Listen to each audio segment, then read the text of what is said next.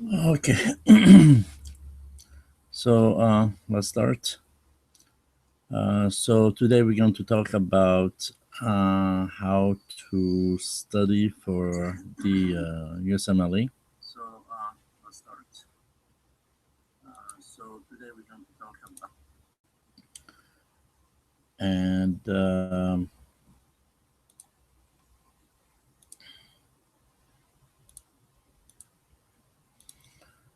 so the first thing before starting study, remember one thing, and this is by experience in teaching in many many schools around the world. But for USMLE, remember this is not an unusual type of exam. Sometimes it's not logical whatsoever. But just keep in mind that this is an exam that need to be studied starting from MD1 or first year, um, not after MD4 or the second year. Most of many of the Caribbean students do have this mistake actually to not much to study during the whole 2 years or 16 months or whatever the program is, and then thinking that they can study after they finish their MD4 or second year, and that is the biggest mistake. One of the reason for that is usually many of the Caribbean schools do not push much of their student whatsoever. Actually, it's almost like a crime pushing the students in some schools that they cannot handle it. But yes, you should start to study for MD1 and starting to have a base. What does it mean having a base? It means knowing you reading the majority of the books and not doing board review material. Board review material, as the name said, it's a board review only. So it means that it's completely incomplete. There's many material that are not covered in the reviews, like any videos that you see out there about the board review. So the main thing is to read your base books and go from there. And then after you're done with your second year MD4, then you can start to review your review material. Or if you have base, then yes, you can uh, go over and read the review material, but not before that. There's one thing as well. This is medicine, um, and in medicine is about repetition, repetition, repetition, repetition. Don't be afraid to repeat it 20 times. It's fine. But remember that many studies or many statistics shows that all students that study regularly and building up the base do not need much of time after the 3 years or the 6 months or 24 months, depending on the school. Once again, they don't need much of time to go and review it. So they need to just 1 month and that's it. And also after that, if you are consistent with your study, you doesn't matter if you take a month or you take 6 months, the result will be the same. But that if you have a base. If you do not have any base and you are not taught much and you pass because you are curved like hell, or you pass because they want you to be passing, it look like good for the school, then you're in trouble. You're in real trouble because everything that you're supposed to cover when you have help will not be done whatsoever. And that is an issue because by yourself, you don't know what to study really. There's so much in medicine that you get lost very, very fast. And this is one of the reason that you will see that many from the Caribbean school, many give up. They do not go up to the end. They never pass whatsoever. Uh, and that is for me it's a tragedy because you lose all this money in to have an education and you don't have anything. But there's some school that are very really good, and some school where in the Caribbean where you can push the student to the limits and having very very good results. Um, so so yeah, so you need to start to study from MD1, from your anatomy, histology, having all your base, knowing all your base, and remember that everything is connected. And one of the things is really connecting the dots uh, when you do it. So the first thing is to set your goals. So what does it mean? It means where you want to be. When do you want to take your test? And by the when, it means are you going to be ready but that date. uh, Keep in mind that don't extend too much more than a year to take your exam. If you have a good preparation for, I'm talking here for the Caribbean school, medical school, the US usually uh, usually after a month you're ready to take it, but be careful because some are not that ready. So you need to be ready to start to take it. One of the things is for foreigner physician that come from all over the world taking USMLE, you need to start to change your way completely. Think you don't think at practical. Think like a PhD, because many of the USMLE questions are not logical whatsoever, and this is one of the hardest exam in the world, and this is one of the exams that ask you detail that really in practice you don't need. uh, it's but this is what it is. um, but you need to set your goal, meaning time frame, preparation. What are the path that you're going to take to do this preparation? And also, one of the goal that you need to set is how much you want to have on the step. Usually, I always ask my students, and I always push my students for the 260 to 70, and many of them did get this result. And specifically one class, which I'm very happy about, which a lot of people pass in that class with very high grades.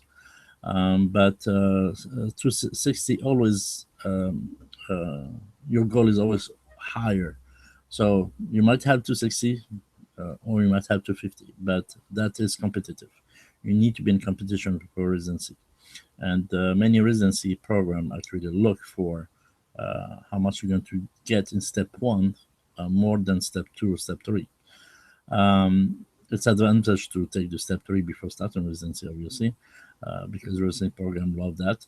At least you're set, you have your license, and otherwise, most of them look for the result of step one. So higher you have it, better it is for you overall. And also, you need to set up what type of residency you want to do. How you're going to do family medicine, or are you going to do surgery or internal medicine? And remember that some residencies are very competitive. So if you want to go to a competitive area, you need to score super high. And in any case, in any area that you want to go, try to score very high to have all your chances for you, not against you. And remember that the residency program look for they don't look for they look for results. It's all about result. It doesn't matter who you are. It doesn't matter how good you are. You must be the best of the best of the best. But if you don't have a good score, it doesn't matter. No residency program is going to take you. So it's the reality of the things.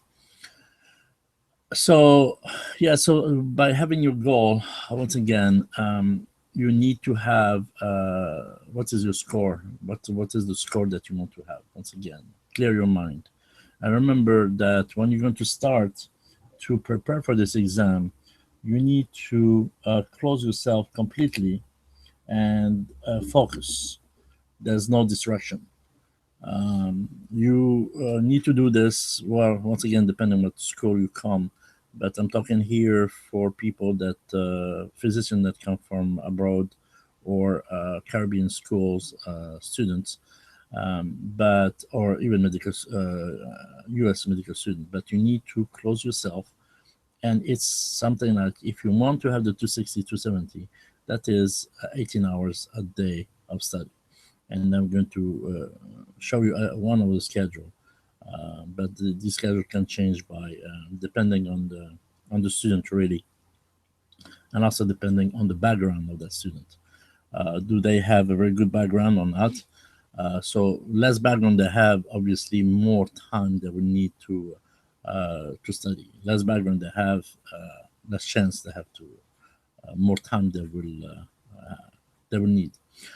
Remember that the goal is 260 to 70 once again. I will repeat this all the time. And many of my students actually what they do is that they put on the flyer the number 260, put it on the computer, and that is their goal. And if you have 196, well, you don't have any chance really, unless you know people for residency. But other than that, you don't have any chance for residency whatsoever. So remember, the passing score is 192. The national average actually is 220, 221. So if you have an average of 220, that is not enough if you come from Caribbean or from any foreign school. You need to have higher than that to be in competition. And so the average, the minimum average that is good to have is around 240. But get as high as you can. So before you start to study, really is make a plan, and you need to work that plan. What does it mean? It means once you have your schedule, when you set up your schedule, then you need to follow it every day, every minute, every hour, until the end.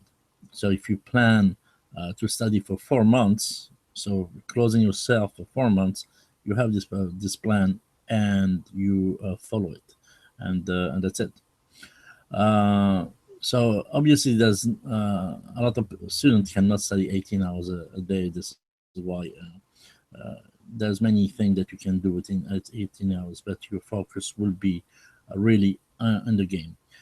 There is a program that is a Fighter. I think most of students know it, and this Fighter can give you a schedule that you can follow by individual, because every one of you think differently, do differently, and so you need to have a schedule that is proper to you. So don't show or follow a schedule to someone that knows everything. Just go with what your brain is giving. So there is many actually during your class, during your preparation, the mock exams are going to be very important. Remember that this is why if you are ready, if you have a base, then during this period of review, doing questions are very important, and then read what is missing. But the best exam that you need to take to see where you are is the MBNE. So the MBNE, I suggest you to take one of this exam before starting studying.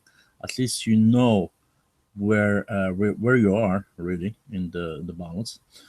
But and then you need to take one of these testing at least every month, depending on what is your schedule really, and then you see if you are improving or you're not improving. Many schools require to have the MBNE to pass to take the USMLE, and so this is a kind of filter because many do not make it. Once again, uh, don't trust too much of the commercial that many of the some of the school put up there as showing the amount of students that pass and blah blah blah, and the reality is just as how many students as number pass in comparison of how many students that they have in the school that pass it, and you're going to see that the number are very low. But So with this will tell you exactly. Remember, there's many mock exam for the MBNE. So it will tell you exactly where you are. And remember that you need to leave something like two exams before taking USMLE for one reason, and that is, first of all, you're going to give you uh, is going to give you a kind of score that you might get for USMLE, and that is a difference between 10 points plus or minus 10 points. You're going to have some sizes. For example, if you score 250 on the MBNE, so for USMLE, you're going to have either a 260 or 240, plus minus. If you have 190, 196, for sure you're going to have lesser than that. And keep in mind as well that we're going to talk about the question bank, but keep in mind that the MBNE is closer to the USMLE, but it's totally different uh, as the exam itself and the layout of the exam. As the MBNE, you have one or two phrases and their exams, and USMLE, you have a paragraph, uh, which with distraction and stuff. But it's kind of evaluation that you have overall. Remember when you study, and that is the study of medicine and any exam. There's one thing, and this is why I said that you need to study very, very early and MD1. It's not about memorization. If you memorize well with stress, you're going to forget everything. But it's mostly about understanding. Understand the principle, understand the way of action, understand the why. So this is why you always ask yourself the why, the how come, which one, etc. And so there's some stuff obviously you need to memorize that you cannot escape it, especially name of medication and uh, name of drugs. That is a must to memorize. But remember, once you start to do a lot of question and using the names of these drugs or names of anatomical names, then it becomes so logic, it becomes so clear to you that you're going to you don't have really to memorize it because it's come naturally. But if you never practice any question or you never study, obviously, when you're going to see some names, that becomes science fiction, and you start to cram all the material and you try to memorize as much as you can. But keep in mind that memorization is short term. You do not need to study for short term. You need to study for long term. What does it mean for long term? It means you don't study only for USMLE, but you study for your practice. You study for your knowledge.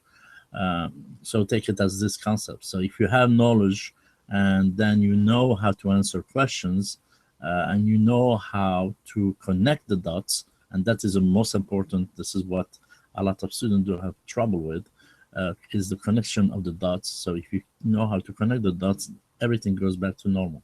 And this is why when you study, you need to incorporate all these knowledge together. For example, when you study pharmacology, you study biochemistry with it, you study physiology with it.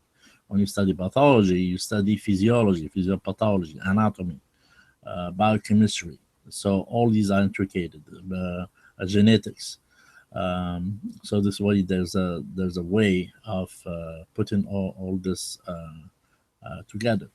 So never memorize. Try to create. We're going to talk about it. Try to create cards, flashcards. Flashcards can be created many ways. You have some software where you can do that. But in flashcards, what is important is just to put keywords. So you start to do that on MD1 actually, but is about putting a keyword, putting a question in the front and the back. You have the answer as a keyword. For example, if I said Congo red stain, and the answer right away should be a reflex, and the answer would be amyloidosis right away. So this is a kind of keyword when you study, or some call them buzzwords. But just be careful that sometimes you might have multiple condition or multiple aspects that have the same keyword. But overall, you have The other thing that how I suggest you to do it beside the card, I'm going to come back to it again, but it's to create tables. Tables, why? Because you don't write too much on tables. It's just a name. For example, especially pharmacology, pathology, you can create a lot of tables with that and go from there. Mode of action, side effect, treatment of the side effect, treatment of the side effect, and those who of the complication overall, etc. This is another aspect. Um, Remember, the student do have different aspects how to study. Some are more visual, some are more writing, some are more both, and some are more picture to understand. But this is medicine, so you need to have the whole thing all together. So remember that the for USMLE, pathology is one of the most important one this discipline for one reason, and one of this reason is that in pathology you have everything. If you study very well pathology, you include the pharmacology, you include the genetic, you include the biochemistry, you include the physiology, you include microbiology and infectious disease, etc. So everything is included. This is why pathology 80%. If you study very well your pathology, uh, then you're going to do well on the board. That is for sure. Um, Remember that actually many of my classes, because my main teaching is path, but also surgery and anatomy. But many of my classes, since I pushed them a lot in pathology, they did very well because of that base. If you don't push them much in pathology, you will not see much of result. And remember, pathology is not about pictures. It's not about histopathology, like many think. Pathology is really the understanding of all medicine, and this is how it goes. It's not about forensics, and those are mostly specialization. But in the study themselves, it's very handy to understand the pathways mostly. So all the disease pathways, all the physiopathology. If you understand physiopathology, you understand all medicine. It means you can make diagnosis without even trouble and knowing why the diagnosis is that. Then the second area, which is very big in USMLE, is pharmacology is super big. And the hardest part for pharmacology is there's a lot. There's something like 300 medication that you need to know very, very, very well. And you need to know the name, and also you need to know the update as well. Every year there's new medication. Every year there's medication that are removed from the market. So, but keep in mind that this is why you need to be updated, because following most of the students following the step one, they will start clinical, and clinical is about treatment. But and remember for USMLE, uh, the farm, the step one, you don't need to have dosages, but for step two you do. Step three is worse because you need to know the protocols. So now the third most important and the nightmare for many students is going to be microbiology, because there's so many bugs up there. But keep in mind as well that sometimes in some question in USMLE, they ask you some bacteria or some that you never heard of, simple. I remember that many of these questions might be written by PhDs, so they are in their own word and have nothing to do with clinical, what is the importance or not. And keep in mind also in USMLE, there's many diseases that you never heard of, or there's many diseases that are super, super, super, super rare, and but you need to know them. You need to know them for one reason: is the principle. Um, and physiology, well, physiology, that is the logic, is the base of if you don't know how a system works normally, you will never know why it's broken. So you need to know how to do it. And the physiology you included, you can study it as by itself, or you study it as systemic. And the best way to do it is to study it really systemic. Microbiology, for example, you need to study it with infectious disease.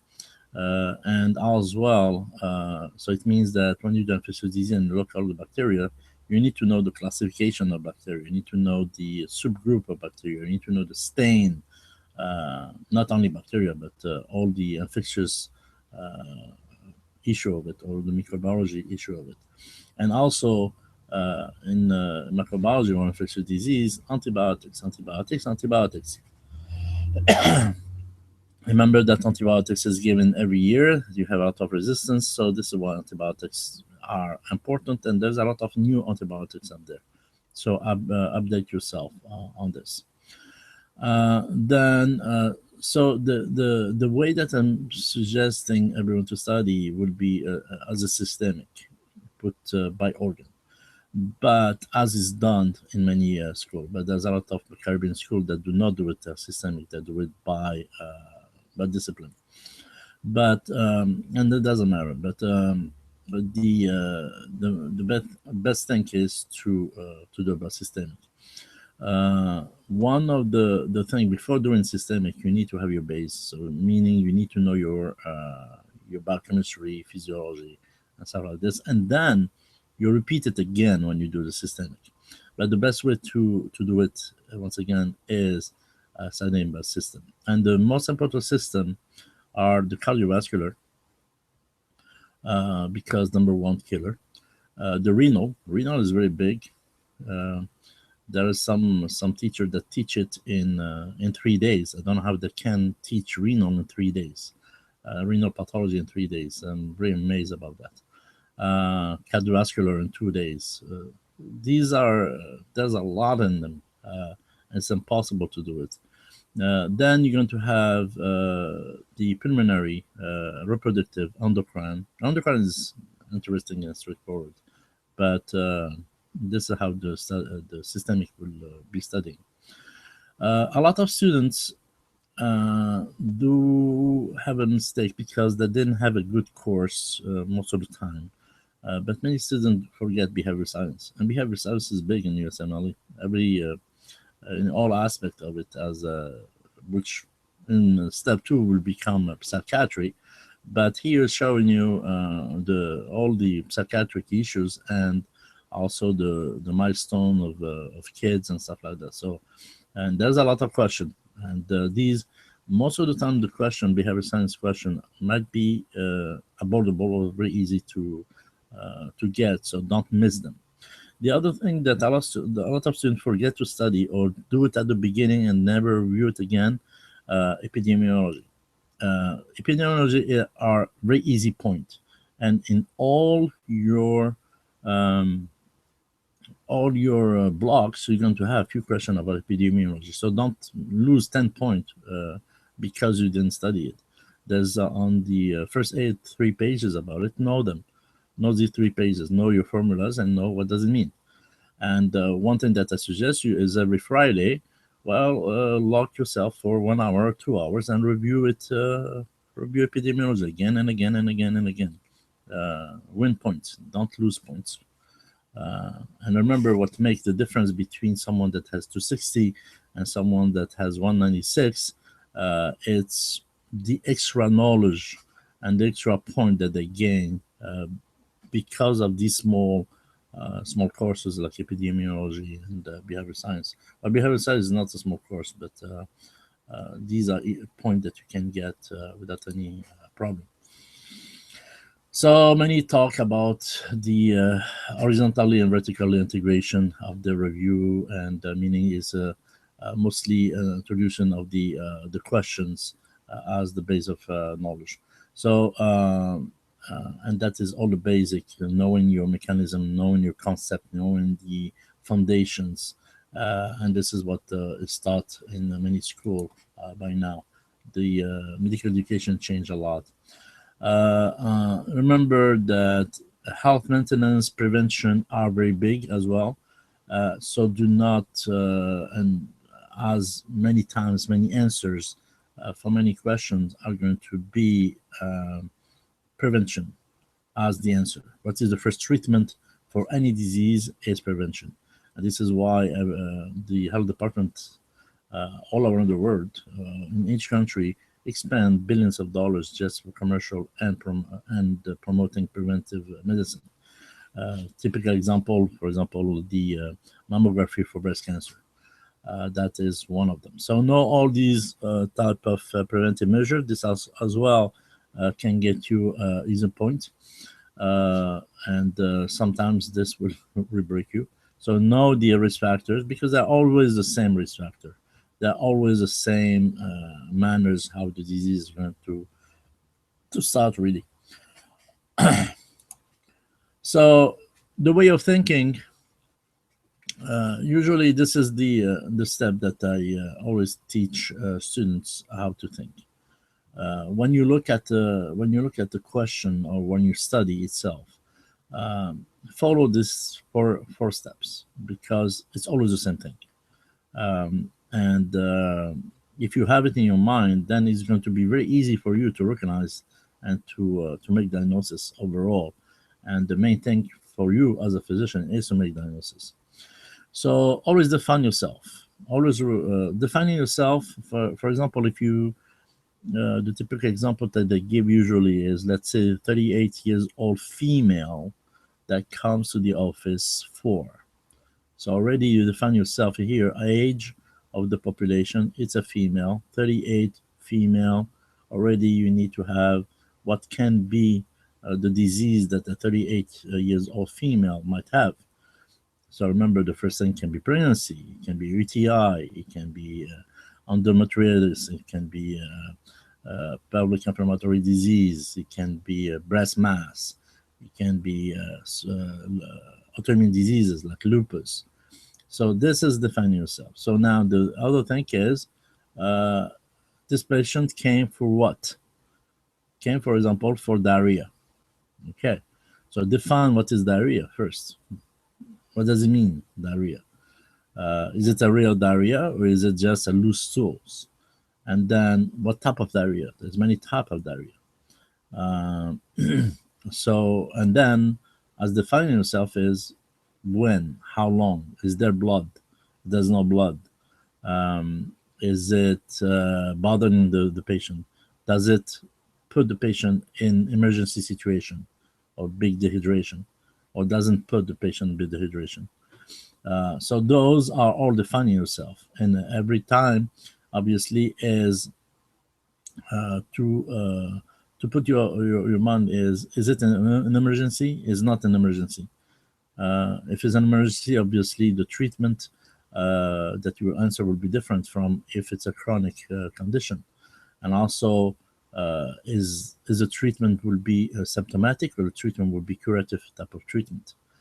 And also, if you define yourself like this is already half of your case, because you're going to anticipate what will come next, and this is how you're going to have an answer before looking really at the answer that they provide to you or the question that they're going to ask you. So recognize it. How you recognize it? You're going to recognize it by clinical presentation. You're going to recognize it by a history. First of all, obviously, it's always about history. History of the patient, history of family history, but the specific will be recognizing it by clinical presentation. Then you're going to recognize it by lab presentation. And then you're going to recognize it by x-rays or imaging presentation. So it's a combination of your clinical, your past medical history, your lab, and your x-rays if given. And sometimes, obviously, remember that one of definitive diagnosis will be biopsy. So biopsy can be included in the recognition. And this is why in USMLE they're going to put a picture.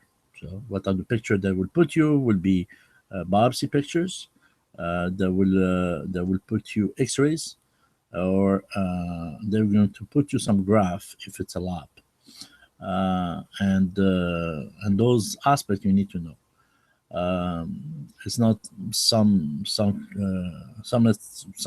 professor actually heard them saying that, oh, X-ray is not important, EKG is not important. Well, you're going to have a lot of them.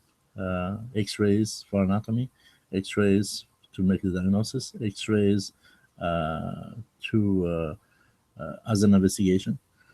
EKG, yeah, you're going to have plenty of EKGs going on. So don't listen to them, especially anatomy. A lot of X-ray are for the anatomy. So know very well your X-rays. And usually X-rays are taught in the within the 2 years, or are taught in the starting from D1 with anatomy itself. But many schools do not teach it. Uh, not I'm talking about Caribbean schools mostly. So then you attach it to a cause. What are the different causes that you have up there? The different causes are the first cause that I always think of, and by elimination, think about tumors. Then you're going to have the what one of the causes that kill everyone, infectious. You have so tumor, infectious, congenital, so genetics. You can put environmental. You can put caused by drugs.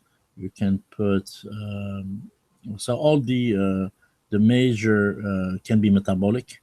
It can be trauma, etc. So all this are the different type of causes that you need to put in mind. And then once you have a cause, then you treat it. So what are the different type of treatment? Like I said earlier, the first treatment would be prevention, prevention, prevention, prevention. Second treatment would be medical treatment. So starting from the drugs, and then chemotherapy, and then surgical treatment, and then others. Others can be radiotherapy, homeopathic treatments, and or nothing. So it means you have two type of treatment in some situation: palliative treatment and curative treatment. Palliative is when you cannot do anything, and curative is when you can do something. So because in treatment you're going to have pharmacology, it's always to obviously know the group and family of drugs, and then knowing how they what are the indication, what are the contraindication, what are the side effects, what is mechanism of action, meaning that you're going to have to use a lot of physiology and biochemistry by doing that. And then what are the treatment of the side effect that they will give you. So this is why it's important in here to put a lot of tables going on. For each of the big diseases, you can create one page and put in definition, define, reconnaissance, attach it, and treatment. So what are the resources? The big resources. The first one, which is part of your Bible, and that this is a Bible that you have from your first from your MD1, and you go in later on. Now you have the that is the first aid for step one. Step two as well to have a step first aid. Step three to have first aid. But you have the 2017 now that I think is up there. But this is a book that put you all the highlight, all the keywords. But just be careful. Sometimes there's some mistake, but usually they do the correction. And as I suggest my students usually is, because you need to study from MD1 until from the first year until the end, is there's a lot of stuff missing in this first aid. But like I said, it's mostly the layout of the most important information. And so what I suggest usually is to add up all the missing information, because after your MD4 or when you start to study for your USMLE, this is the only book that you need to have in front of you, really. You can have the other board review books, but if you add all the information, then you are set. So you're going to add some, put them as a binder, and then add up a lot of pages, and some just add the information within the book itself. Um, the good thing also, there's a lot of good graphs in this book, and so for me is one of the Bible for your USMLE. The other books that you might have for you have plenty of them up there. So the high yield usually are the very good book. For physiology and the other one, you have BRS physiology. Biochemistry, the high yield biochemistry. There's another book that comes out a few years back, which is a very good book. I forget to put it in here, but I need to load the title again. Pathology, you can follow the Golden BRS, but be careful BRS for the questions. There's some questions. But there's one book, The Pathology Secrets. You have the Secrets book, a very good book. So get the Pathology Secret book and get the USMLE Step 1 Secret book. These two are very good books. You have a lot of information, especially the way either they give a cases and explain, or they give a question and then explain. And this is exactly how you need to think about it. The Pathoma are good, but Pathoma are incomplete for me.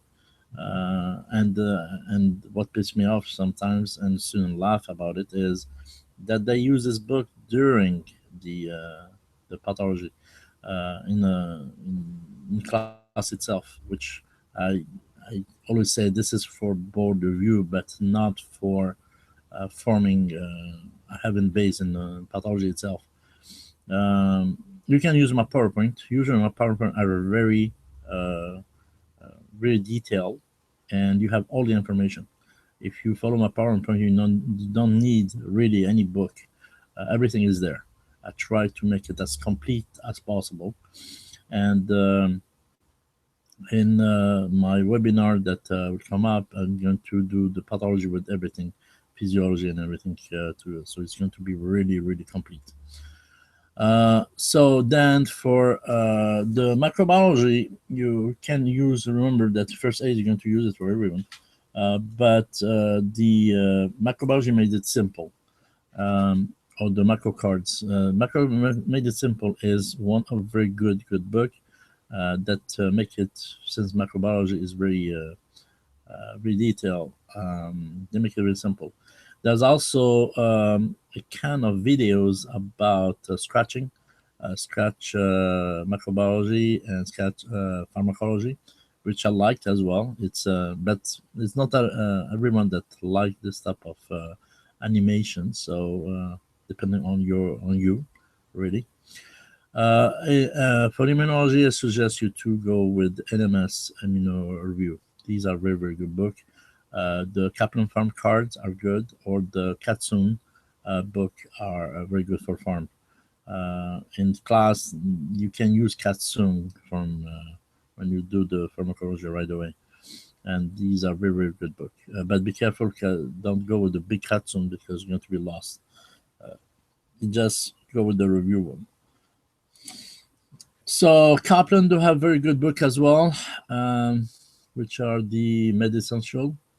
You're going to have the Medessential for step 1, or they're going to have some USMLE flashcards that are okay. But what I suggest you is to create your own flashcard. It's going to be much better because you know what you put in there. Especially the flashcard for pharmacology, you can just create your own. So as the question bank, like I said, the first thing is USMLE Word. This one you need to do those at least 3 to 4 times. These are questions that are very close to USMLE.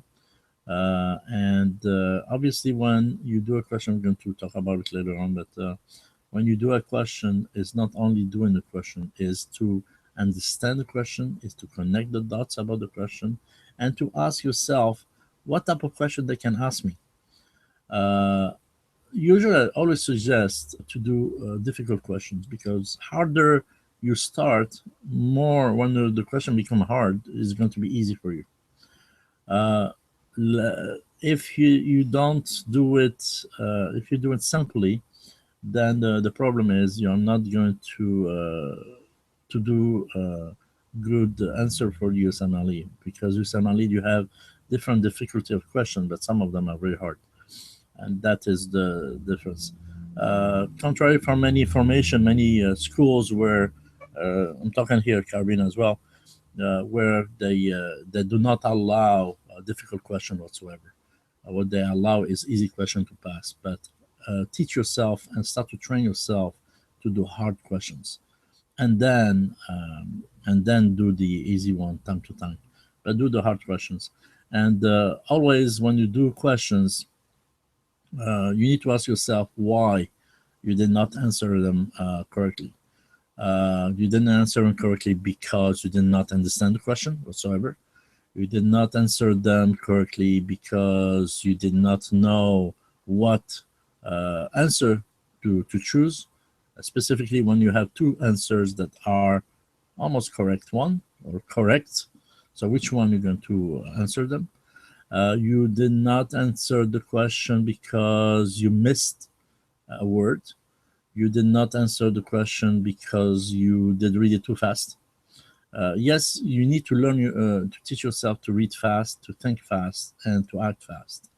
And USMLE is going to be the same thing. But this is why, as a reading, usually what I suggest is when you start to do your questions, start to do 50 questions in 60 minutes. Remember that now for the USMLE you have 40 questions, but you have 1 hour. The reason is because now you have medias and videos and sound, and this is why the timing will be the same. And but also the length of the question are or the case are longer. Um, but start with 50 questions for 60 minutes, and then do 50 questions for 55 minutes. So then you do 50 questions for 45 minutes, and then you do 50 questions within 40 minutes.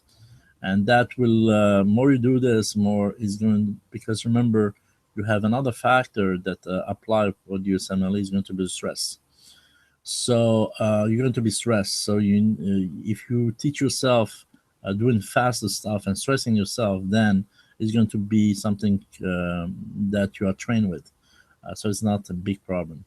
And also, when you do a question, one thing that I suggest you to do is to do 2 hours and then take a break, 2 hours and then take a break. For one reason, actually you're going to be sitting down longer, but for one reason is you need to teach you need to teach yourself resistance, and you need to teach your brain to resist a long time. Remember, you're going to have 7 blocks, and 7 blocks is long.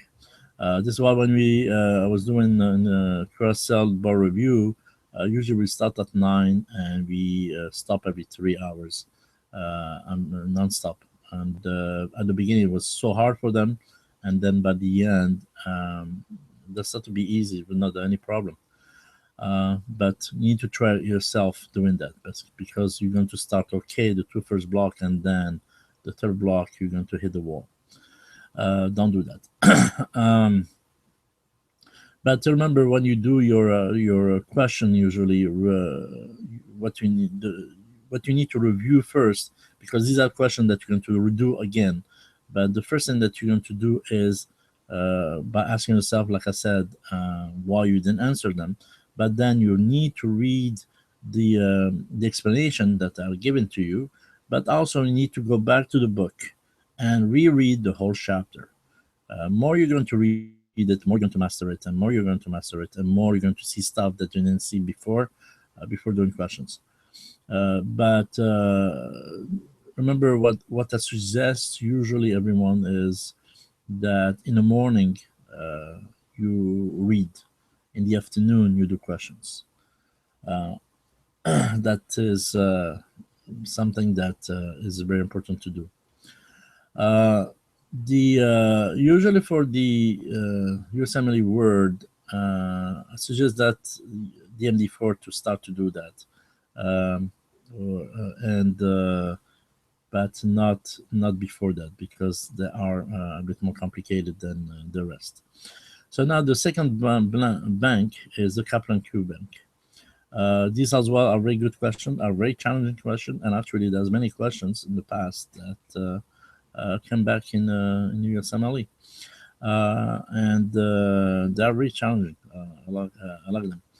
And many students actually do those questions. But start, and here as well for Kaplan, you need to do them 3 times and do the same thing.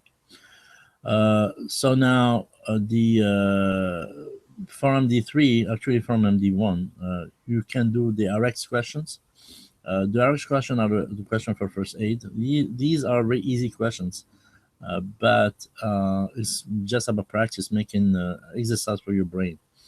There's another website that is score95.com, which do have very good question up there. That are very close to, or sometimes they might use even old question for USMLE, but they're very good sites if you can get it, and there are given out of promotions. And remember, once again, NBNE at least once a month.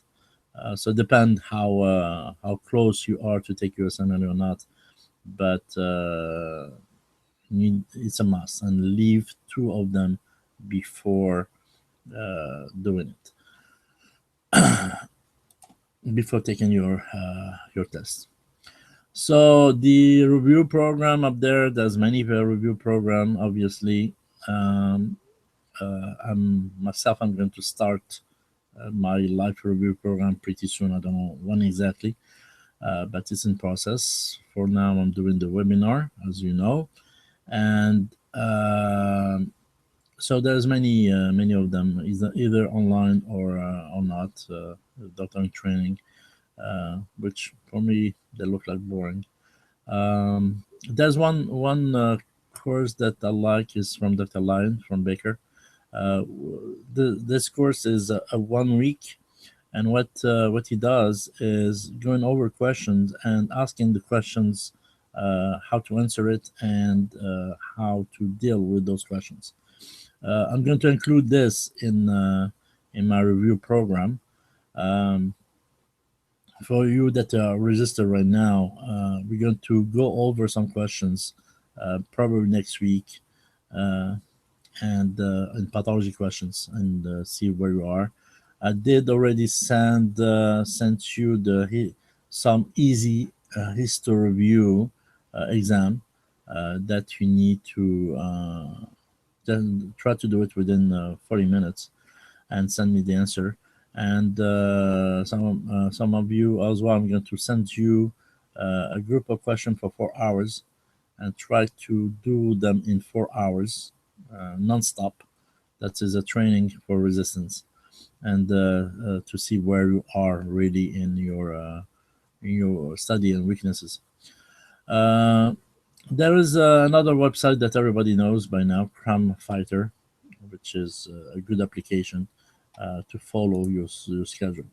So this is what I was talking about earlier. The secrets book. These are super good book. I like them a lot.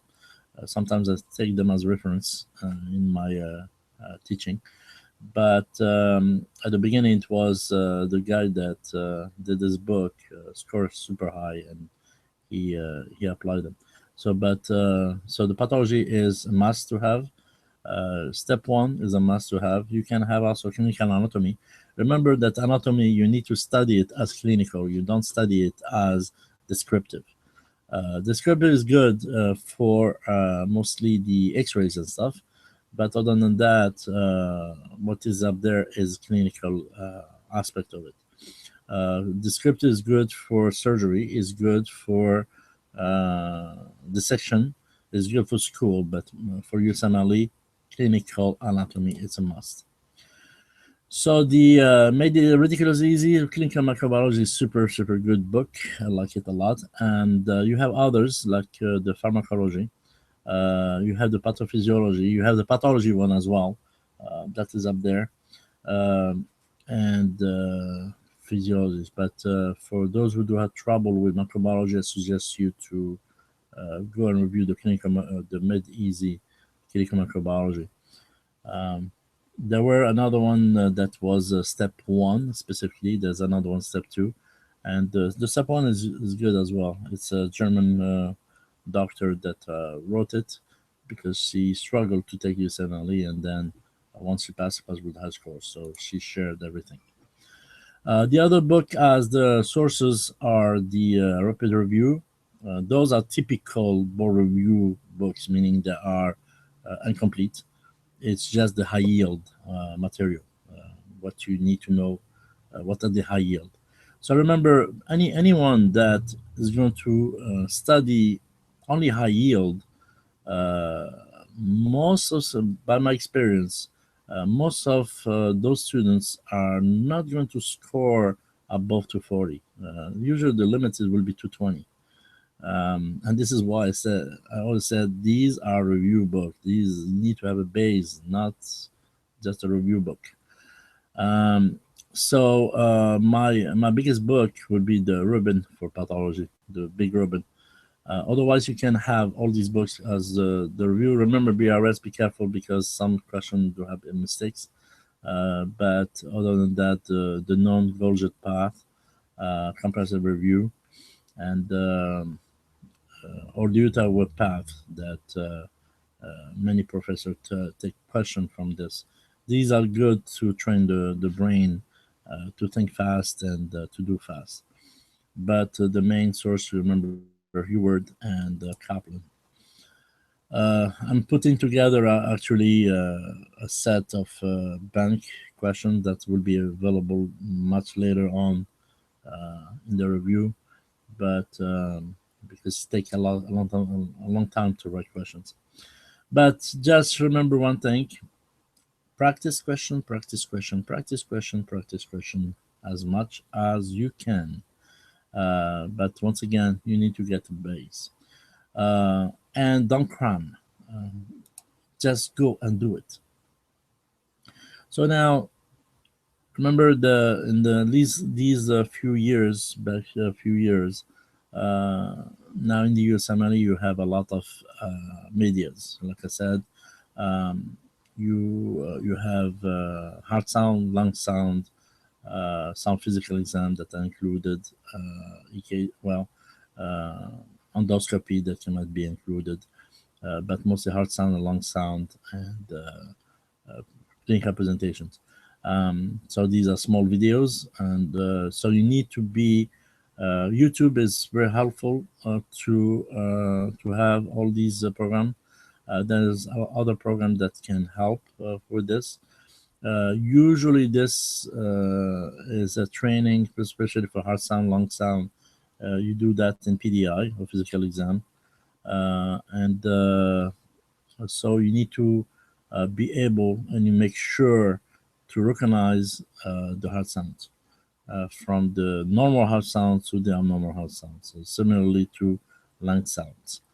Um, Usually, I cover this with before doing EKGs in the reviews.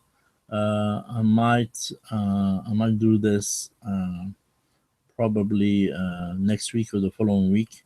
I'm going to start to do EKG and heart sound for those who are interested.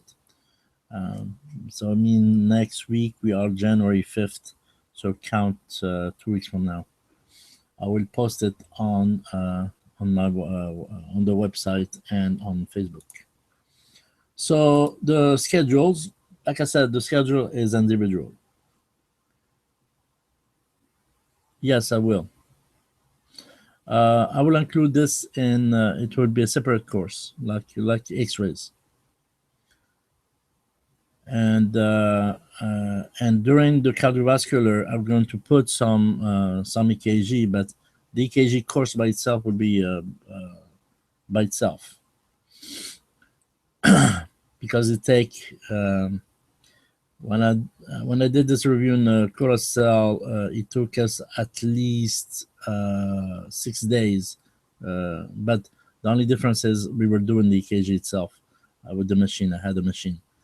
So that is going to take us at least 4 days by 6 hours. So maybe it's going to take us the whole week doing that. So yeah, I will let you all know. I will send you emails and stuff. So remember that the study is mostly individual, and so you need to do your own plan. I will suggest you some plan, but this is mostly one-on-one. Uh, so we can chat one-on-one and knowing where you are weak or not later on. So the area where you study, it depends on the individuals really. Mm, I do not suggest you to study in your apartment, your place. For one reason, you have a lot of distractions, and like I said earlier, USMLE is eliminating all the distractions. So the best way to study will be in a library. Library that is very quiet, and if it's a serious library, you cannot even talk. You just concentrate. Um, so you because at home you're going to stand to go to the bathroom every 5 minutes. You're going to eat. You're going to drink. You're going to do this and this. So yeah, go to a library most of the time, unless you have a house that is that has nothing inside. Then yes, but the question is, where are you used to study the most? Don't be much comfy, because when you're going to take your MBNE, when you're going to take your USMLE, it's going to be in an environment that is totally different. This is why one thing also that I suggest is to go and take one or two tests as the at the prometric center. At least you're going to have a layout and how you're going to take your test in that day and how you feel about it. And remember that the rules for the prometric center now are changed completely. So when you're going to take your SMLE, don't take anything with you. Just take your ID and maybe something to eat, and that's it. Anything else will be removed. Everything else will be. So don't take your phones. Don't take because you're going to be checked. So go to USMLE website, and actually I did post it in on Facebook about the new rules for USMLE. So remember that you need to have a balance. Obviously, you need to have a good sleep, and you need to relax. So this is why the schedule that I gave you, usually Sundays go relax. You can do a few questions in the morning, or catch up what you didn't do, and then the afternoon, go just relax. Go to see a movie, go to walk, or whatever. Uh, One other thing is, remember the day that you're going to take your SMLE, the day before, you're going to be so stressed, very, very, very stressed. So much stress that maybe you're not going to sleep.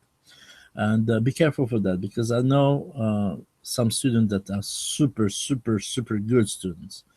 And here, actually, I was thinking that these students are going to score super high to 70 on their exam, and because of the stress, because they didn't sleep the day before, uh, they did not perform as much as what was expected. So they get a good grade, yes, uh, close to 260, but they could do much better. So yeah, have a very good night's sleep before it. Do not study the day before the exam. At least 2 days before your exam, go relax, go do something else, but don't study these 2 days, and everything goes should go okay. So now, how you need to study.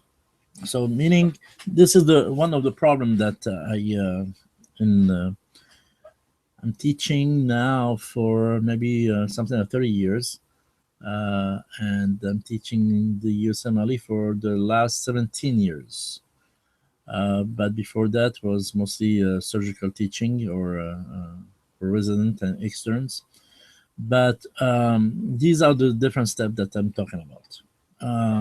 And I'm going to just show you some mistakes that students do. So first of all, you need to read the questions and actually read the whole questions.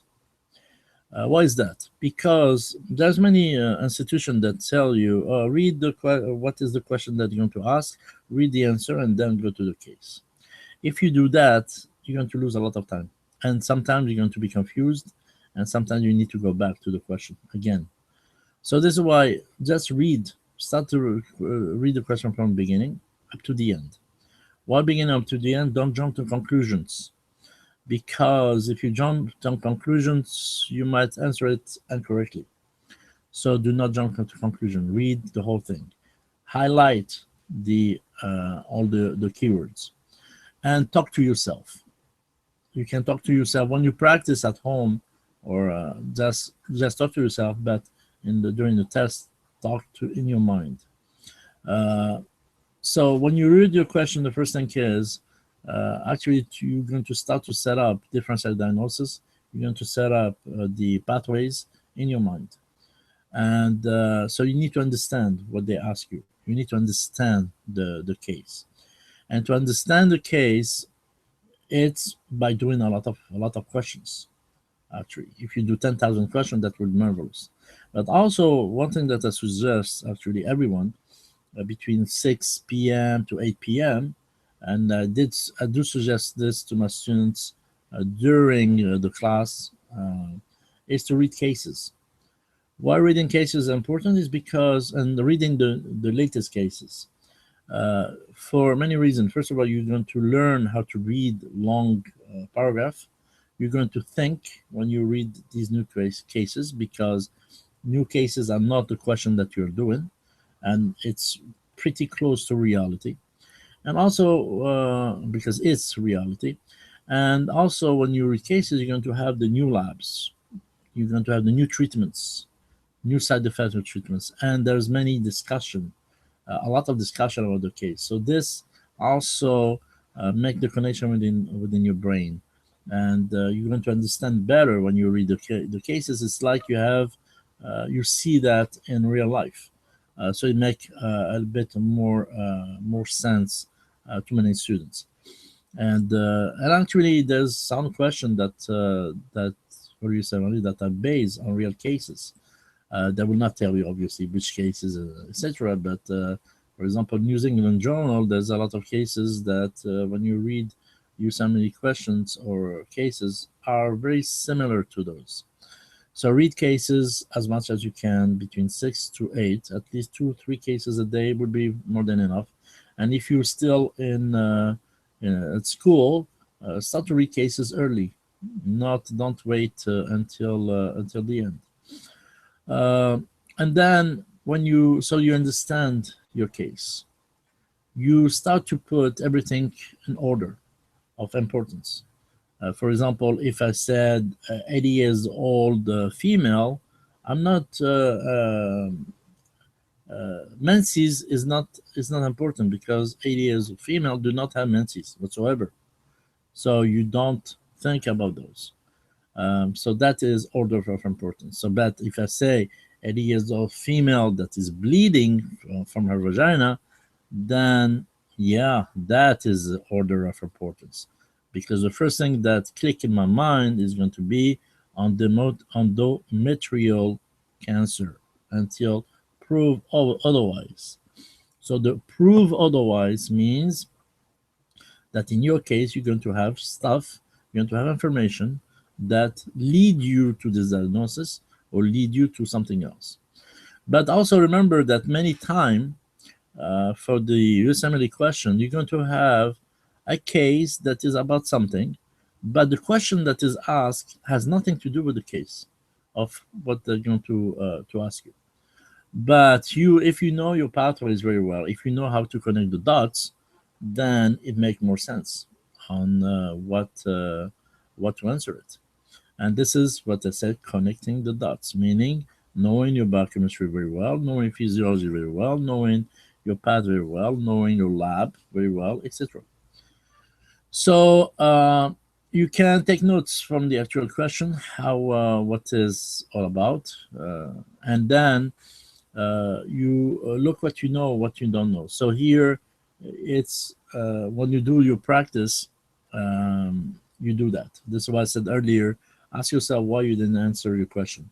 Either you didn't know it, or you missed something, etc. So by doing a lot of questions, those come naturally to you. Uh, like I said, when you start to read your case, you start to build up your in your mind your answer already. So you know what might be going on, and what they will ask you at the end. Uh, so you know what answer you're going to look. So this is why you anticipate already the answer. And once you anticipate the answer, it means when you're going to look for the answer, you're going to see it there. It's there. So you just click it. You don't have to hesitate. You don't have to read anything else besides, well, like I said, you need to read everything. But once you're going to see it, the keyword and everything, this is going to be the answer. And you're going to do it. If you know your material, if you know how to read the case, you do it so fast that you're going to win a lot of time. But one thing, once you lock your answer, it's your answer. Don't go back to it. Don't change it. 90% of the cases, all the failing students or not answering many of the questions is because they changed the answer. And I know all of you did that. And all of you missed a real a good answer versus a wrong answer. So once you have your answer, do not change it no matter what. Now, if you don't know during the test, if you don't know or you hesitate about the answer, just answer one, usually lock the C, and then if you have time, go back to it. But do not leave any question without any answer. Because maybe the C that you answer was correct. Who knows?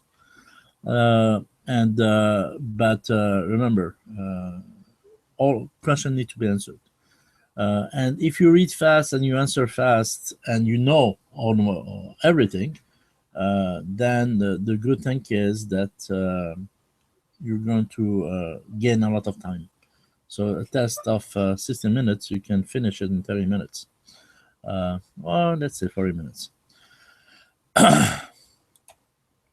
So when you review question answers, either it's correct, it's incorrect. If it's incorrect, do you know it? Do you have the knowledge, or the process that did not work in your mind?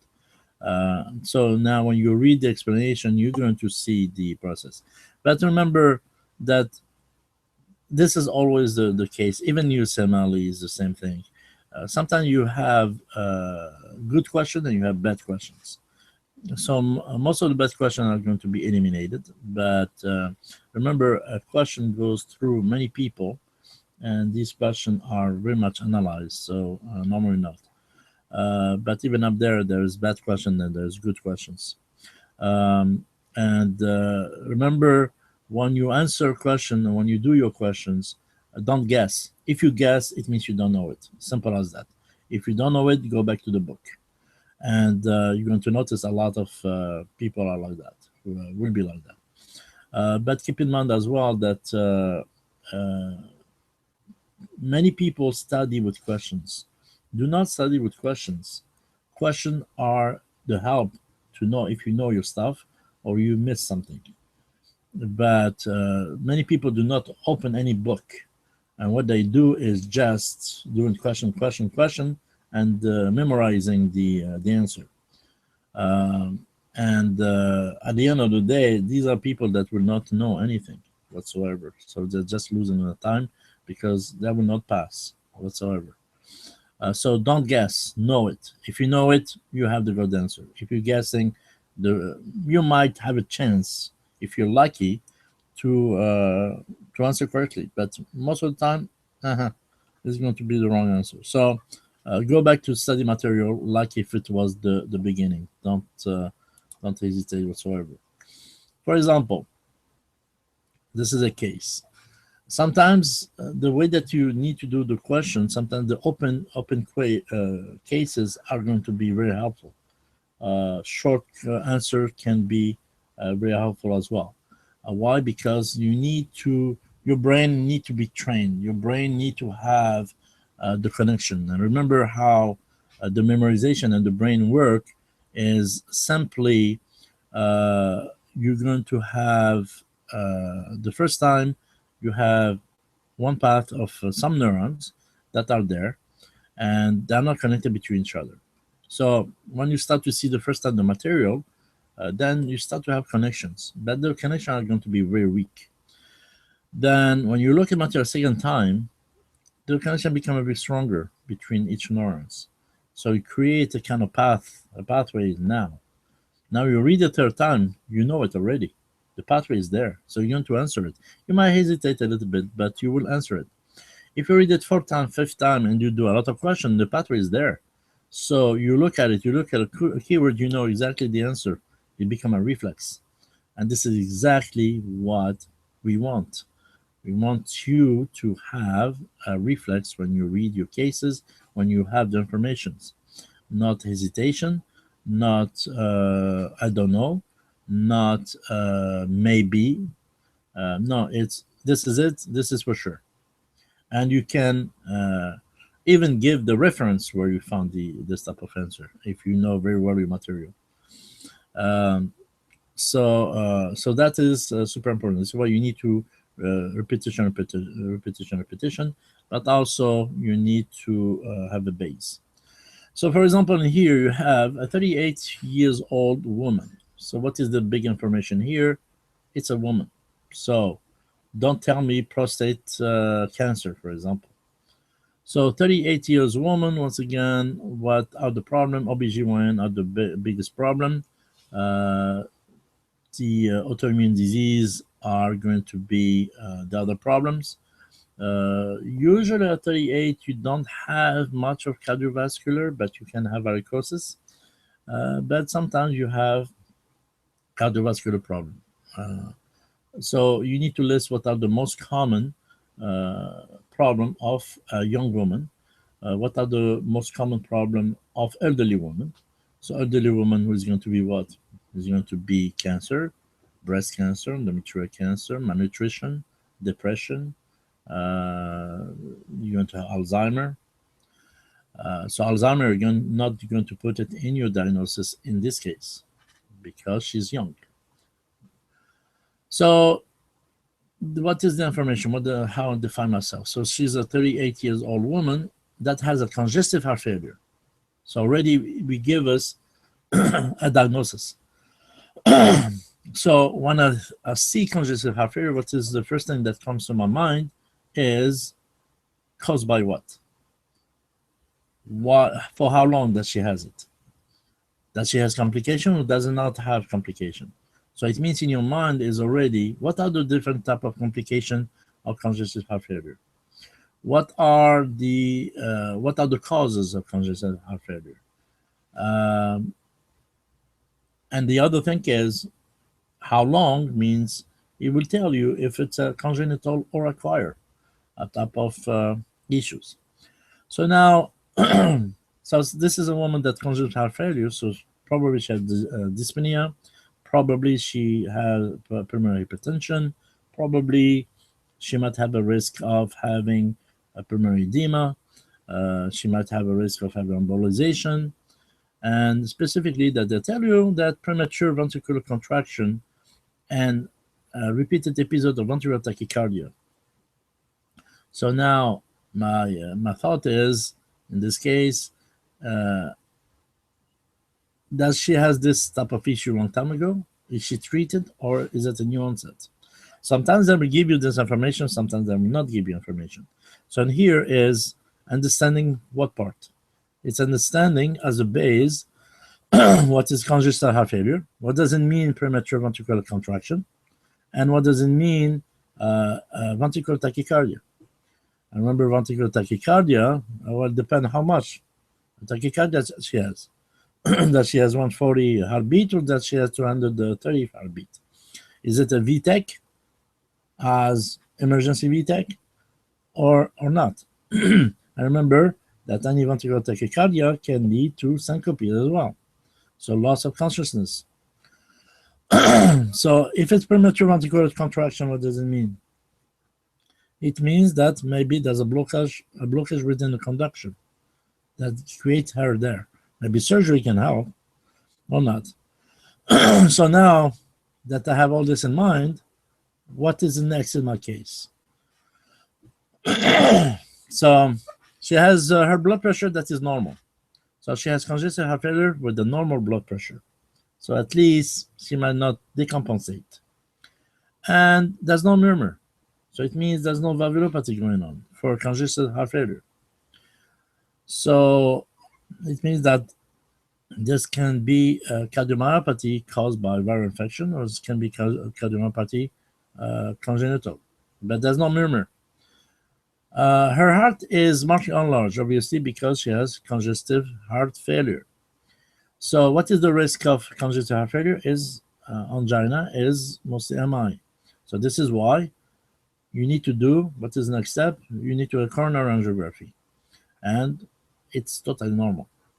So it means this is someone that has a congestive heart failure that decompensates time to time, but she is otherwise okay.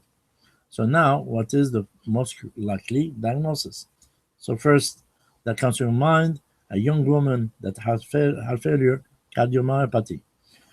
Congenital cardiomyopathy is a possibility. So this is what you have as an answer. You're going to have acute rheumatic fever.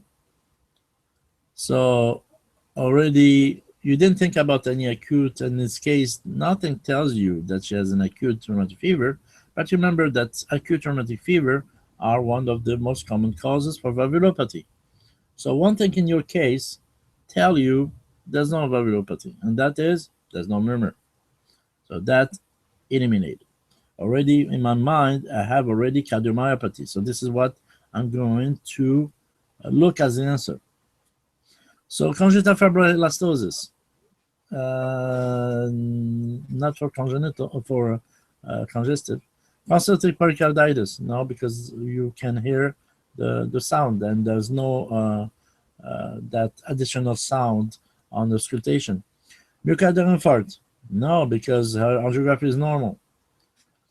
Primary cardiomyopathy, my answer, what came to my mind was cardiomyopathy. So yeah, primary, this is one of the most common heart issue in a young woman. So yeah, I will lock this answer. And the answer will be primary cardiomyopathy. So you see, when you do your case, it's not just jumping to a conclusion or I need to look at the answer to see what is going on. No, you start to talk to yourself. And why is it important to do this? It's not only to answer questions. It's even later on when you're going to start to practice or you're going to start your clinical rotation. This is how you're going to approach your patients. It's about asking yourself question, the how, the when, and the where.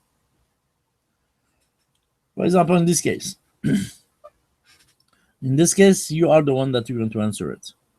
So 65 years old white female. So we have an elderly. So 65, first thing, breast cancer, endometrial cancer. She might have diabetes. She might have heart issues, so hypertension. She might have malnutrition. She might have depression. So she presents to your office with a chronic productive cough. So here she has lung issue, chronic productive cough. So chronic productive cough, the first thing that might come to my mind is she a smoker or she's not a smoker? Does she have COPD before? She doesn't have COPD. So she produces over 2 tablespoons of sputum each day. So now my question here is, what type of sputum? Is it a lionic sputum? Is it a yellowish type of sputum? Is it a whitish mucousy type of sputum? So what type of sputum? Does she has fever with it? Does she not has any fever with it? And They tell you that in this case, her current cough has been present for 3 months. 3 months is acute enough. So it has been present for 3 months, so it's not a chronic. But my question is this cough that is staying for 3 months, is it a cough that come back? Because I need to think about allergies. I need to think about asthma. But asthma within 3 months, that's still 3 months usually. But allergies, yes, and it can be cyclic. Specifically, that they add you here that it's stay for the 3 months every past 2 years. So this is going on for a while. It's not recent. So it comes and stay for 3 months and then get better. That's probably allergies, but I don't know. But see, I try to eliminate already from my questions all the differential diagnosis. But a different season of the year. So 2 years, different seasons. So it's not always the same season. So that also can be allergic. So the most appropriate diagnosis in this patient would be what? What do you think? Allergies? Chronic bronchitis? Okay, let's see. It's a chronic bronchitis. So yes, there's two answers here that could be the answer: seasonal allergies or chronic bronchitis. So the first thing is to eliminate everything else. Emphysema, if it was emphysema, doesn't come back every 3 months, but so you eliminate already emphysema, and she will have it for now. If it's asthma that stay for 3 months, that is too much. Usually asthma doesn't come every stay for 3 months and then goes back. Asthma is almost every day or etc. So you limit that. Tuberculosis. They didn't talk about any risk factor for tuberculosis. They didn't talk about coughing blood.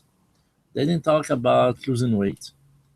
Here, what they talk about, two things. They talk about a chronic productive cough in a patient that has 60 years, that is 65 years old, and something that's come back all the time.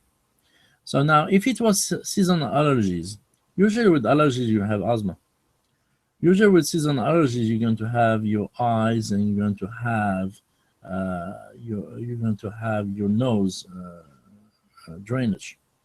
It's not only cough, a productive cough.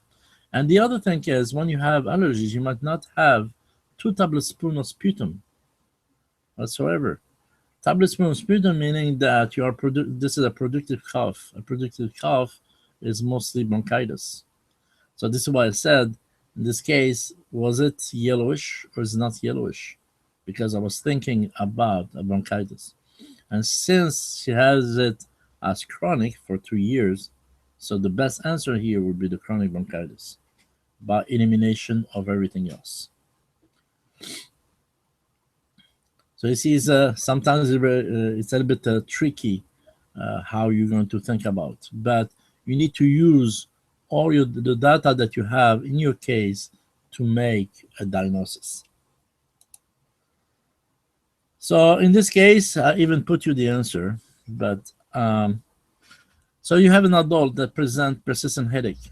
Remember, any adult that will have headache, first thing that you think of is tumors, especially if you have headache plus seizures.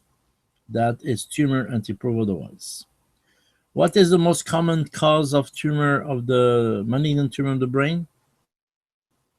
What is the number one malignant tumor of the brain? No, you're wrong. 90% of the malignant tumor of the brain are metastasis. Metastasis, and then you're going to have the primary one. So in adult, the most common primary malignant tumor will be glioblastoma or astrocytoma type 4, but otherwise the most common malignant tumor in the brain is metastasis. Keep that in mind. So in this case, so he has a headache. So you need to evaluate headaches, and how you evaluate headaches, you need to do a CT scan. So let's see if they did a CT scan. And sometimes they will put you a CT scan. So yes, a CT scan of the head is done. And this time, they show a 2 centimeter spherical mass of the junction of the white and the gray matter. So usually, if it was the white matter, I will think, even gray matter, I will think. Remember, neurons do not have cancer, but mostly glial cells. So in this case, you have the lateral aspect of the cerebral. This is where you're going to have this mass. So, which of the following most likely produce this lesion? So, is it astrocytoma? Astrocytoma mostly kids. Is it ependymoma? Ependymoma mostly you're going to see that in the ventricle. You're going to see that in the central canal, spinal cord. So no. Glioblastoma multiforme. Oh, that is one of the most common for adult. Meningioma. Meningioma will not be seen in white and gray matter. So what did I say earlier? What is the most common? The most common is going to be the cancer, metastatic cancer. So metastatic cancer in this case would be the answer that I will lock in, unless they give you more detail. And the more detail, if it was glioblastoma multiforme, they're going to tell me that there's a cavitation happening, and it's mostly in the white matter, not the gray matter. So cavitation is not done in here. What they say, it's a spherical mass. Glioblastoma multiforme are not spherical mass. And spherical usually is always either a meningioma or a metastasis. So in this case, what is my most common disease? Metastatic carcinomas. Keep in mind that you need also to create a table to put what is the most common diseases. Why the most common diseases? Because this is what you need to answer many times. Or what are the least common diseases? And forget anything that is between. So know those. So in this case, you have a 60 years old man. So 60 years old man, first thing, prostate. Second thing, blood pressure, cardiovascular issues, diabetes as well. Tumors. The tumors can be meningiomas as well. So this is a guy that presents to his primary care physician for an annual examination. So this is a guy that is followed.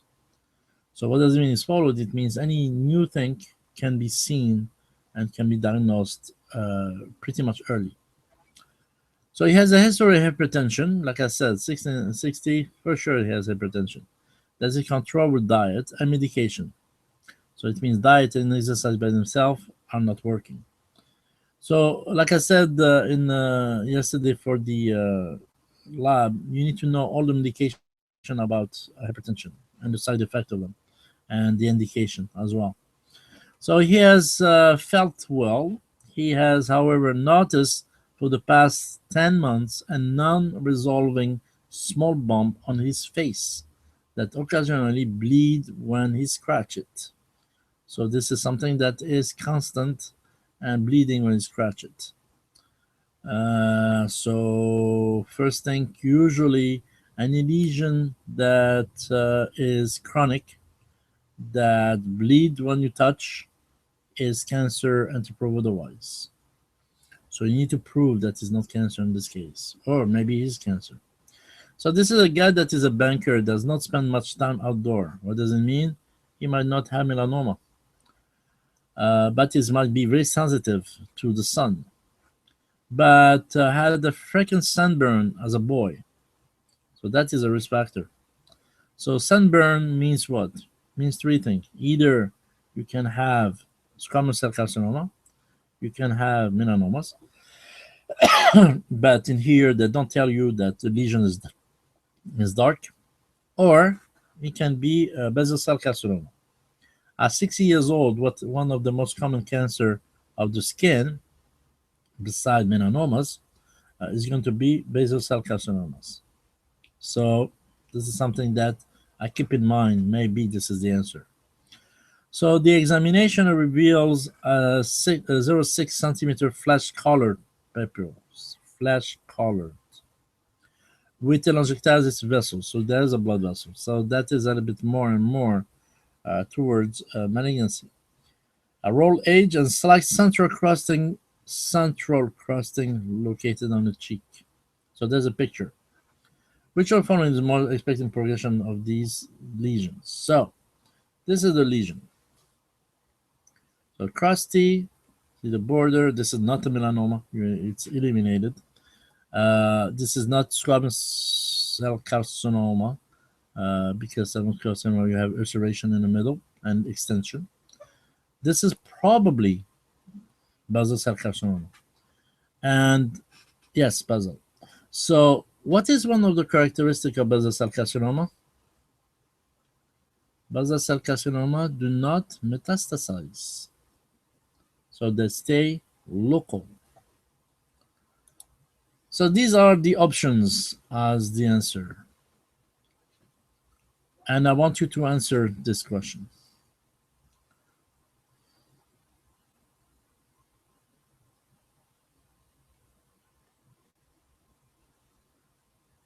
So what do you think? Is it A, B, C, D, or E?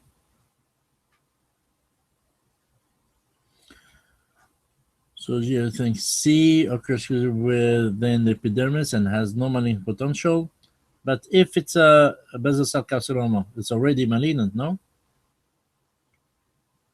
Since both of your answers C. So let's see. The answer is D. I go back to D. This is a basal cell carcinoma. So one thing is there's no metastasis, but the growth is very slow. The growth is slow, destruction of local tissue because it's malignant. That may extend along the nerve. See the location next to the ear. So here, knowing what nerve go through there, facial nerve, to penetrate into the central nervous system. So it doesn't metastasize, but it invade as any cancer. But this is one cancer that usually are not going above the basal membrane. So while it's not C, occurs within the epidermis and has no malignant potential, it's a malignancy. So you eliminate that. An initial radial growth phase that is followed by vertical growth phase, that is mostly for melanomas and doesn't look like melanoma. Good prognostic effects as early, yeah, but a propensity of lymphangiogenic metastasis. Like I said, there's no metastasis in basal cell carcinoma, so I don't choose this one. Will remain stable for an indefinite period? No, it's a cancer. A cancer do not stay stable, otherwise, why touch it? So you go with the basic of your knowledge in this case. So this is what you call nodular basal cell carcinoma, and remember, no metastasis happened for these type of tumors. So here are some. These are the typical example that we talked about. So remember, when you study, no procrastination during question. Don't delay. Just follow your program. Follow what you're doing until the end. But just put yourself a time frame when you're going to do it. Like I said, do questions, and from these questions, depending on the timing, you're going to have you start with 50, 60 minutes, and then you decrease it. Remember, when you do questions at home or in library or whatever, remember one thing: you don't have the stress factor.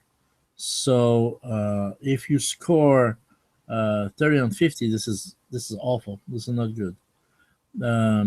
But you need to start somewhere. So at the beginning, if you score this, it will be okay. but after a month or 2 months of study, you should score very close to the 50-50.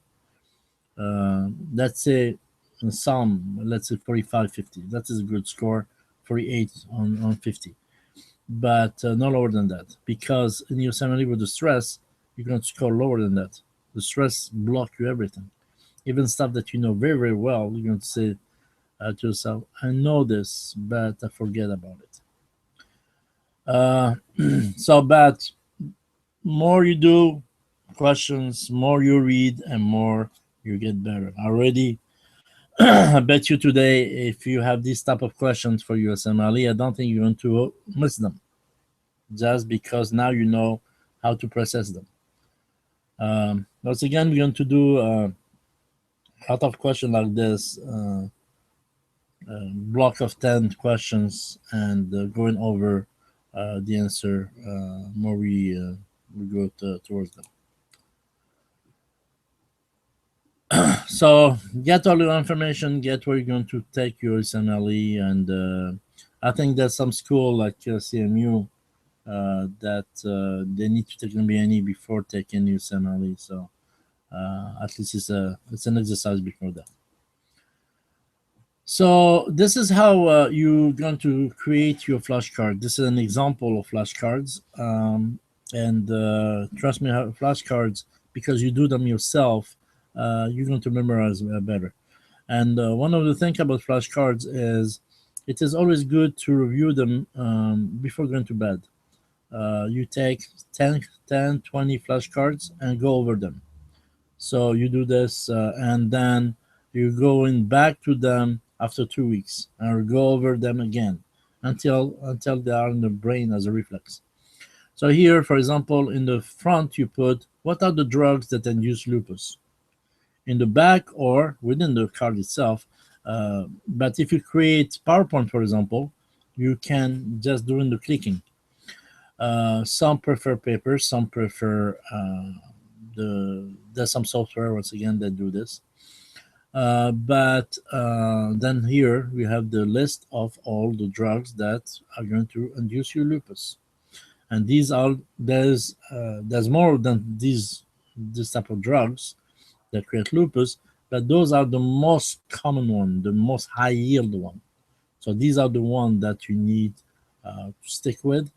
And obviously, another thing is, if you look at the drug right away, go for each of these drugs and create your table about what is the side effect, what is the indication, what is the contraindication, what is the treatment of the complication, which pathway this drug are going to act, which are people that cannot take this drug. So these are the contraindication and stuff. Another one, mental retardation. What are the most common causes of mental retardation? You see, I don't write much of words, just put them there. Alcoholism, fetal alcoholism, Fragile X, Down syndrome. Same deal in here. You can take these three and start. What is fetal alcoholism? Who are going to have that? What are the clinical manifestation of them? What are the lab or X-ray that need to be done? What are the treatment for this? So remember, first treatment would be prevention, meaning pregnant women should not drink, etc. And you go from there. For example, the Fragile X, this is typical genetics. So it's the good time for you to review your genetics by doing it. But so you extend yourself all the time. So remember, by now, these are the different scores that you might have for your MBNE, and how much it is for the USMLE. So always try to get to this point here as much as you can. There's other methodology to study. Usually, I use a board to do that, so I'm going to do it on the Word and send them to you. But just if you have your goal, if you're serious about it, If you study every day, um, and you follow your plan, you should be successful. Many people has been successful. Many people did pass it with a high score. So why not you? You can do it. It's not a big deal. And yeah, after that, take a very good vacation when you're done with this. Okay, so we are done with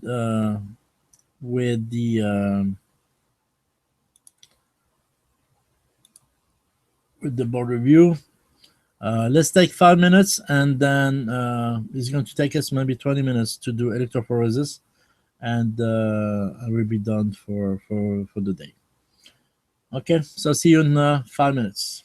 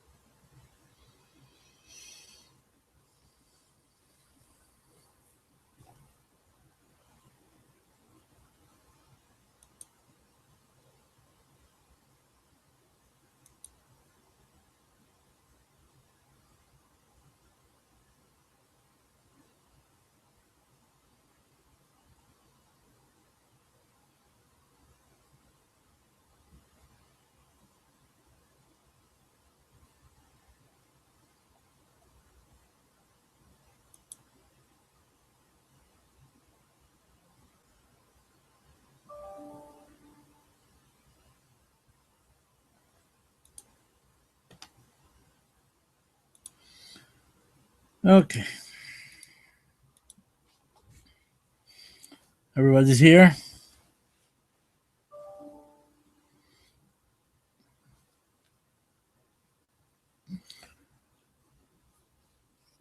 Okay, so electrophoresis, the importance of it, remember for USMLE, they're going to, time to time, they would put you one question or two about electrophoresis. So it's important. It's part of the lab. It's important to understand what does it mean. So this is a normal fluorescence, electrophoresis. So what electrophoresis is all about is mostly about the protein that exists in the plasma, and you need to know there's changes within this protein, and these changes are can lead to different diseases. So now, in the when you have it, so this is a graph, a normal graph for erythrophoresis, and I suggest you to keep it in mind. The biggest area will be the albumin, because you have something like 95% of your plasma is made of albumin as the protein circulating. Then you have alpha globulin. You have two type, alpha 1, alpha 2, and then you have the beta globulin, and then you have the gamma globulins. So this is the order, and this is how they look like mountains. Okay. So when you do serum electrophoresis, obviously you're going to have a gel, you're going to have buffer, blah blah blah. So this is how they look like. You're going to have the biggest area would be the albumin, and sometimes they will put you a picture like this and tell you with uh, uh, you need to know the location for each of them, alpha 1, alpha 2, beta, and the gamma. And sometimes you're going to see it smaller, you're going to see it bigger, and you need to associate it with specific conditions. So remember, the normal values are going to be the biggest one will be the albumin of 5874. You don't have to know the values, but remember just that albumin is the big amount of it. And then you're going to have the second biggest amount is going to be the gamma globulin, and then the beta globulins, and then the alpha 2 globulins, and lastly the alpha 1 globulins. So so when are you going to have these changes? When they're going to give you this type of material? Most of the time, we did cover it a bit yesterday in lab, but remember, albumin, it's if you don't have enough and you see that in your graph they're going to be smaller, then it means you are losing it. And the first thing is think about nephrotic syndrome first. So you need to associate how much of edema is there. So if you have someone that has facial edema, think of nephrotic syndrome. Then think about pregnancies. Think about malnutrition. So malnutrition and malabsorption are two different things, but malabsorption lead you to malnutrition. So depending on the case that they're going to give you. So what is the interference as well is that this is going to give you dehydration. You know that by now. The alpha 1 globulin, you're going to have changes in inflammation, especially acute or chronic inflammation. This is where you're going to have increasing. Where you're going to have as well in severe liver disease, where you're going to have a decrease of the alpha 1. So it means on your graph, you're going to have this decrease going down or even flat when you have liver disease. And if you have acute and chronic, you're going to have it increase. And actually, this is exactly how they're going to give it to you. They give you a graph and tell you what is your diagnosis. The alpha 2 globulins, something like any protein, is malnutrition. They increase in case of kidney disease. So nephrotic syndrome, alpha 2 globulin is increased. So that is something that you need to remember. The other way that is increased is when you have too much of cholesterol. So hypercholesterolemia, especially the familial hypercholesterolemia. The beta globulins, think about the cirrhosis first. This is where they're going to be decreased because you don't produce any protein.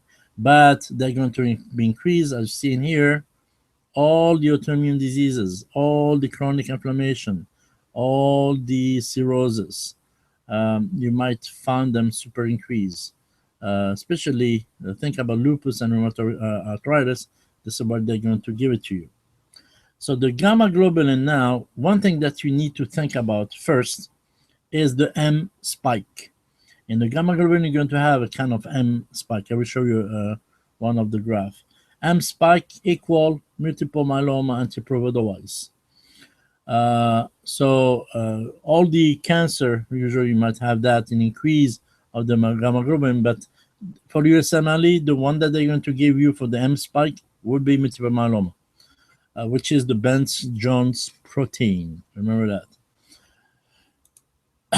So the alpha fraction of it is these three: alpha 1 trypsin, thyroglobulin, and cortin. These are the alpha 1 protein fraction. The ceruloplasmin is alpha 2 macroglobulin type, and the alpha 1 globulin also represent the HDL. So this is how you're going to see it. See here the M spike. So the M spike means multiple myeloma until proved otherwise. Otherwise, if you have your immunoglobulin increase, you might have a change in these levels. The transferrin is presented by this, and the alpha 1, alpha 2, as I showed you earlier. So precipitation within the gel, this is how you're going to have. So the kappa, also you need to think about the kappa in multiple myeloma, that you're going to see it thicker than usual. Otherwise, these are the distribution for your immunoglobulins. So this is how you're going to look at it, and you need to look at the thickening. This is the normal one. So here represent the anti-gamma, here the anti-alpha. This is the location for the anti-alpha. This is the anti-mu and the anti-kappa. Once again, on anti-kappa, think of multiple myeloma. And then you have the anti-lambda. But what you need to concentrate more is about the anti-kappa. So this is a normal type, and you see here that the gamma is a little bit increased. And when you have the M spike, it's going to be pretty much increased. So the kappa, see here how big it is? Kappa is too big, so it means multiple myeloma until proved otherwise. And sometimes in life, they might give it to you, or what they're going to do for you, USMLE, they just give you a electrophoresis like this and tell you what is your diagnosis. Obviously, they give you a case, and most of the case is 80 years old female that complain of back pain, and she has even a fracture of a vertebra, and electrophoresis of her protein has been done showing this. What is your diagnosis? They will not tell you about the Benz-Jones protein, because they know that everyone knows about the Benz-Jones protein. They will not tell you about heavy chain protein or nothing. They just show you that. And this is what is very important to understand about this spike. So look at the albumin, super big. So if you have hypoalbuminemia caused by nephrotic syndrome, for example, you're going to have it very lower, going low. And you're going to have changes also in alpha 1 and alpha 2. So like I said, this is the kappa, which is represented with the M spike in the gamma. So here is some of the pattern, and once again the M spike. See, I'm focusing a lot on M spike because this is very frequent or high yield. Now, if you have hypogammaglobulinemia, what you notice is it's going to be completely flat. If you have polyclonal production, so you're going to have gamma enlarged. Albumin decrease a little bit, and otherwise alpha 1, alpha 2, and beta do not change much, but the gamma will be enlarged. Monoclonal spike, do not mix it up with the GM spike.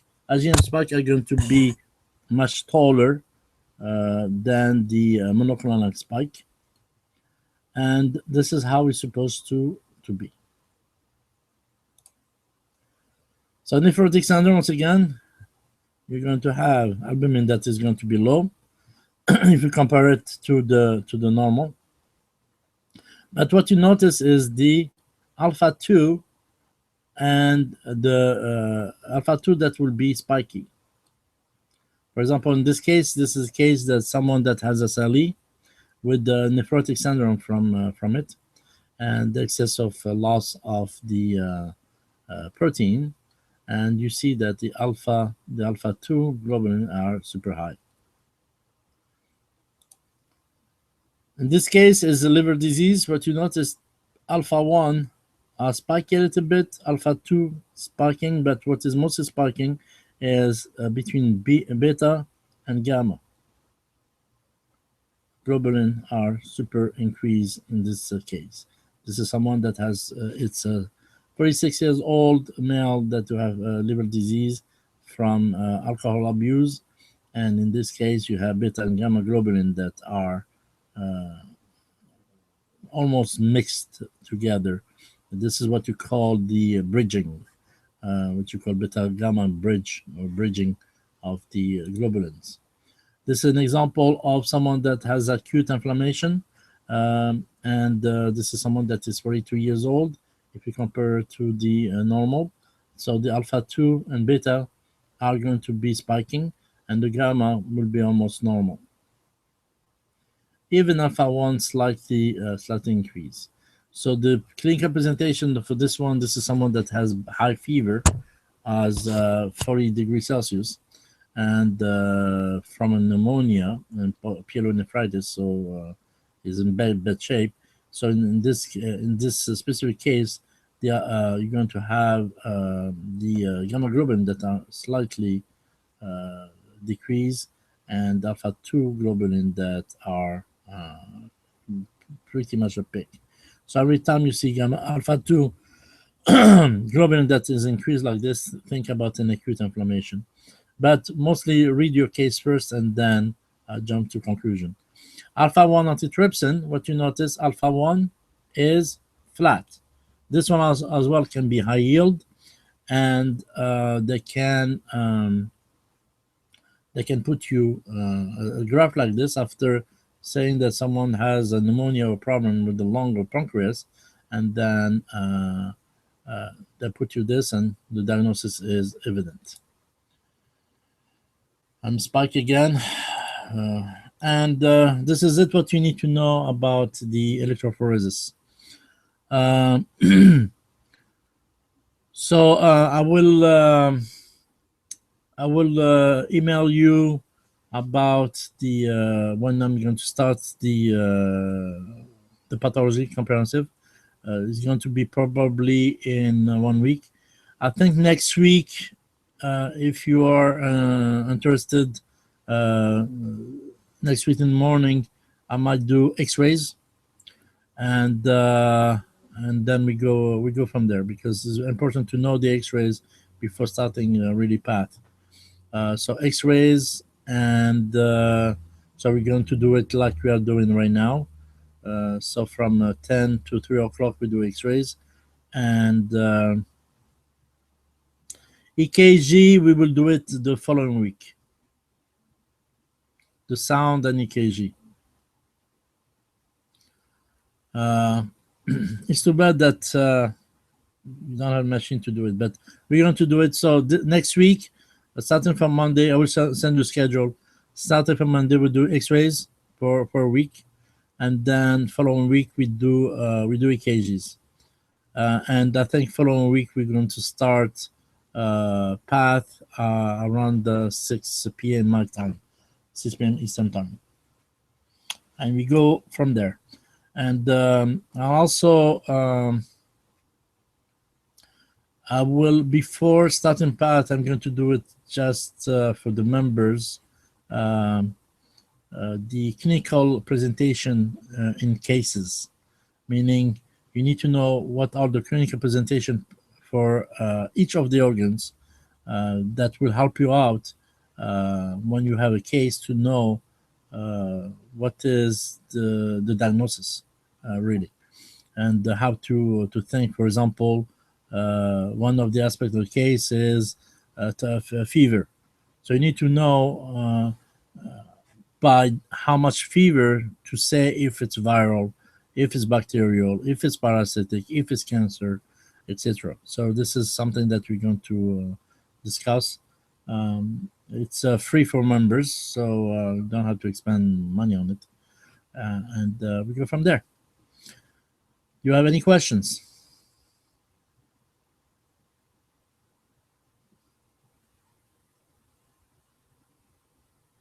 Okay. You're welcome. Welcome. Um, so try to study as much as possible. I will contact you for the schedules, and I will email you for the everything that will come up. So take care, study, study, study, and do questions. Talk to you about next week. Bye.